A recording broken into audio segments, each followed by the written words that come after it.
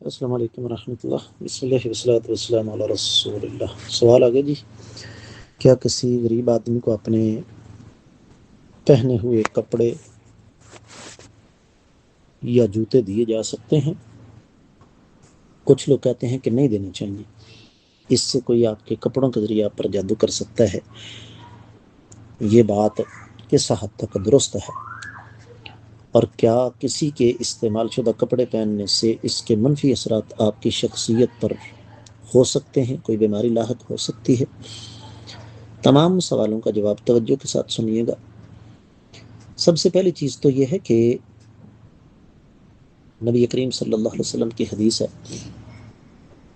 بلکہ قرآن کی آیت مبارکہ ہے، ان اللہ یأمرکم ان تؤدوا الامانات الی اہلھا۔ اللہ تعالیٰ تمہیں حکم دیتے ہیں کہ امانتیں حقدار لوگوں کے حوالے کرو۔ ایک بات ہو گئی۔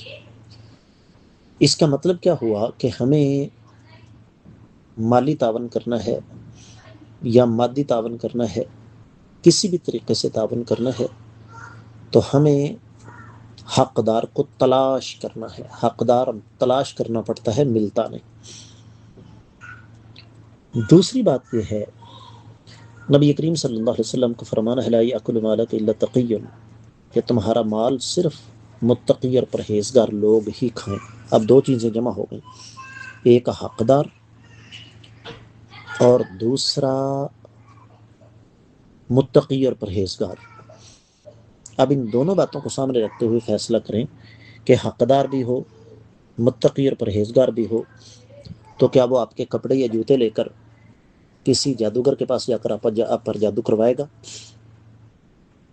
اب اس کے ساتھ ایک تیسری بات بھی جوڑ لیں جو کہ بڑی اہم ہے۔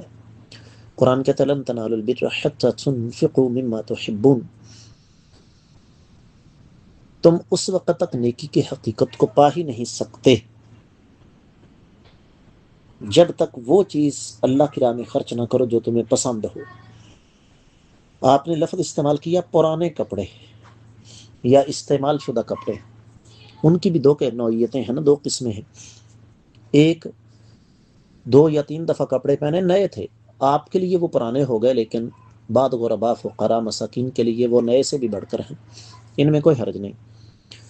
لیکن اگر آپ اپنے زیادہ پرانے استعمال شدہ کپڑے جوتے کسی کو دیتے ہیں جو دیکھنے میں بھی پتہ چلتا ہے کہ استعمال شدہ ہیں، تو یہ پھر اس آیت مبارکہ کی مخالفت ہوگی۔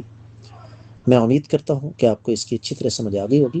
اور اس کے ساتھ ایک چوتھی بات بھی ذہن میں رکھیں، اصل میں اس قسم کے سوالات ہمارے ذہنوں میں کب پیدا ہوتے ہیں؟ جب ہمارا روحانی دفاعی نظام کمزور ہوتا ہے۔ اور روحانی دفاعی نظام کیا ہے؟ 5 وقت کی نماز، صبح شام کے اذکار، سونے جاگنے کے اذکار، فرض نمازوں کے بعد کے اذکار۔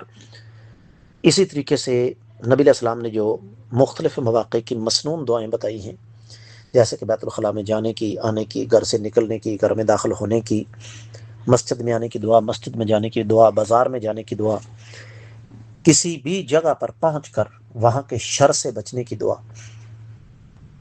تو چونکہ ہم ان دعاؤں کا اہتمام نہیں کرتے، اس کے نتیجے میں پھر اس قسم کے سوالات ہمارے ذہنوں کے اندر پیدا ہوتے ہیں۔